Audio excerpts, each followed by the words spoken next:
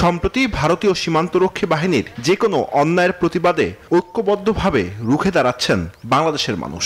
আইন লঙ্ঘন করে কাঁটাতারের বেড়া নির্মাণ কিংবা জমি দখল, কোথাও ছাড় দিচ্ছেন না তারা। ৫ আগস্টের পর বদলে গেছে সীমান্ত এলাকার মানুষ, বেড়েছে তাদের মনোবল। আগে বিএসএফ এর ভয় তটস্থ থাকলেও এখন ভয় শঙ্কা নেই খুব একটা। উল্টো ভারতীয় আগ্রাসনের বিরুদ্ধে রুখে দাঁড়াতে ঐক্যবদ্ধ তারা। কিভাবে স্থানীয়দের মানসিকতায় এমন পরিবর্তন এলো, কিভাবে কেটে গেল বিএসএফ এর ভয়? চাঁপাইনবাবগঞ্জের শিবগঞ্জ সীমান্ত এলাকা ঘুরে বিস্তারিত জানাচ্ছেন জুবাইর সানি, ছবি তুলেছেন মুরাদ আক্তার। কুয়াশার চাদর ভেদ করে প্রতি ভোরেই ওঠে এমন সূর্য, কিন্তু ৫ আগস্টের পর থেকে এই সোনালী আভা নতুন রূপে ধরা দিয়েছে সীমান্তবাসীর কাছে।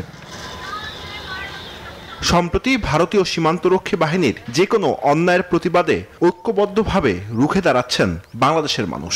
আইন লঙ্ঘন করে কাঁটাতারের বেড়া নির্মাণ কিংবা জমি দখল, কোথাও ছাড় দিচ্ছেন না তারা।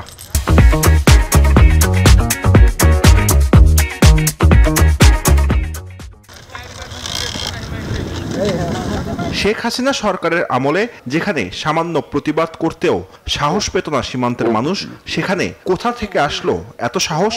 সে বিষয়টি বুঝতে এবার চাঁপাইনবাবগঞ্জের শিবগঞ্জ সীমান্তে টিম নিউজ 24। সীমান্ত রেখার কাছাকাছি নিজের কৃষি জমিতে দেখা হলো ৭০ বছরের বৃদ্ধ নুরুল ইসলামের সাথে, যার সারা জীবন কেটেছে এই সীমান্ত এলাকায়। তিনি বলেন, ৫ আগস্টের অভ্যুত্থানের পর মানুষের মনে যে দেশপ্রেম জাগ্রত হয়েছে, সীমান্তেও লেগেছে তার ছোঁয়া। হাসিনা আমলে হাসিনা করালে সবসময় বড় বুক খালি থাকতো। হাসিনা যেটা ভাত বলতো সেটা হাসিনা শুনতো, আর এখন না শুনে না।